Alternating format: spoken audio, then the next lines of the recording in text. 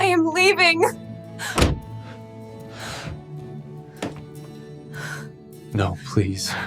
No one flinched when he said it, drunk, eyes glossy, breath smelling of whiskey. He leaned over the table with a smug half-smile and spat the words at me. She's done things with me she never let you do. The room froze, my hand stayed on my glass. I didn't shout or move, I just looked at him, then at her, and watched color drain from her face as her laugh cut off. I answered without tremor, without flourish, she's yours now. I met her when I believed love could fix everything. She was a storm, reckless, gorgeous, untouchable, and she made me fight, so I fought, late calls in the dark, small sacrifices, pieces of myself handed over willingly because I thought that's what love demanded. She wasn't perfect, but I claimed her with a stubborn certainty. We made a life together, a house full of routines, secrets folded neatly between us. For years I clung to that image as if it were unassailable. Then her stepbrother arrived, fresh out of college, no plan, no savings, and she begged me to let him stay until he got on his feet. Just a few weeks, she promised. I trusted her. I trusted them both. That trust became my mistake. It started as whispers behind closed doors and touches that lingered too long to be harmless. I told myself I was paranoid, that family lines mattered, that nothing untoward was happening. But nights came when she didn't join me in bed. I'd find her on the couch claiming she'd fallen asleep watching television while his cologne clung to the cushions. The final crack came in the kitchen. I saw his hand brush hers and she didn't flinch, she leaned into it. That wasn't family. That was possession. I began to gather proof, phone records, messages she thought she'd deleted, bank statements with late-night hotel charges. I hired a private investigator disguised as a business expense. Quietly, methodically, I moved money, shifted assets out of joint accounts, and transferred the deed to the house. I'd always handled the paperwork, so the changes slipped past her unnoticed. Each night I rehearsed the confrontation I wouldn't give her. Screaming would hand her power, tears would feed her guilt. I wanted precision, a single clean cut that would leave her bleeding long after I walked away. It began with him, drunk and arrogant, convinced he'd already won.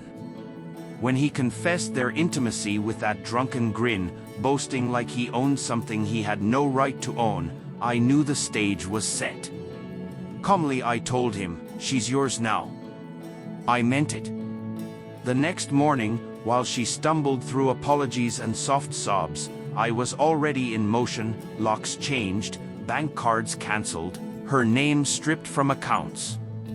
By the time she understood what was happening, she was standing in a house that no longer legally belonged to her. I handed her a folder, photographs, screenshots, transcripts, every betrayal documented, time-stamped, undeniable.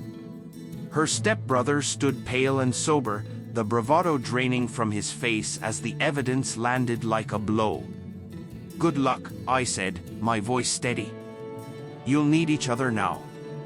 Rumors spread faster than I'd expected, families talk, friends whisper, and within a week everyone knew. The narrative flipped. She was no longer the wronged wife in people's eyes. She was the woman who had destroyed her marriage for a stepbrother. He couldn't find steady work, employers Googled his name and found the whispers, the shame. Invitations stopped coming. Doors closed. I didn't lift a finger to push them away. They imploded on their own.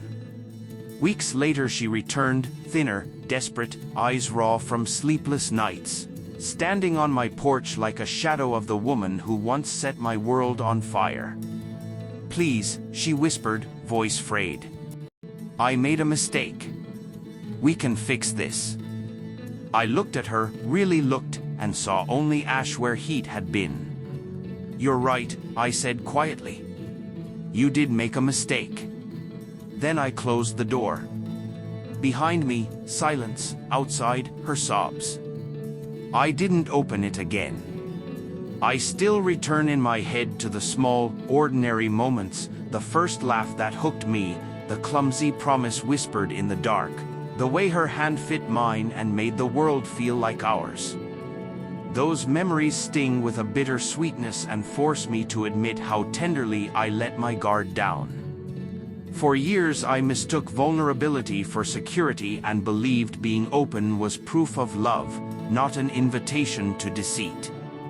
When the truth arrived, it felt like stepping into a life I never asked for, and gathering evidence became clinical work that cleared the haze.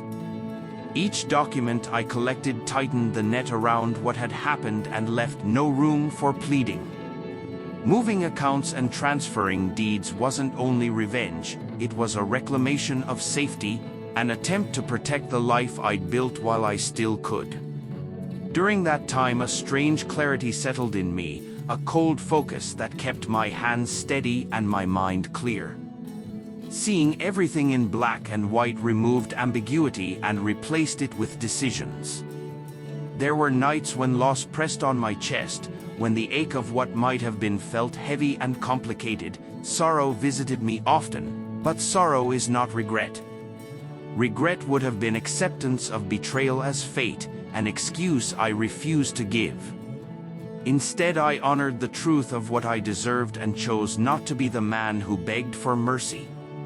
When neighbors murmured and friends turned away, a quiet liberation took root. The lies stopped holding power over me.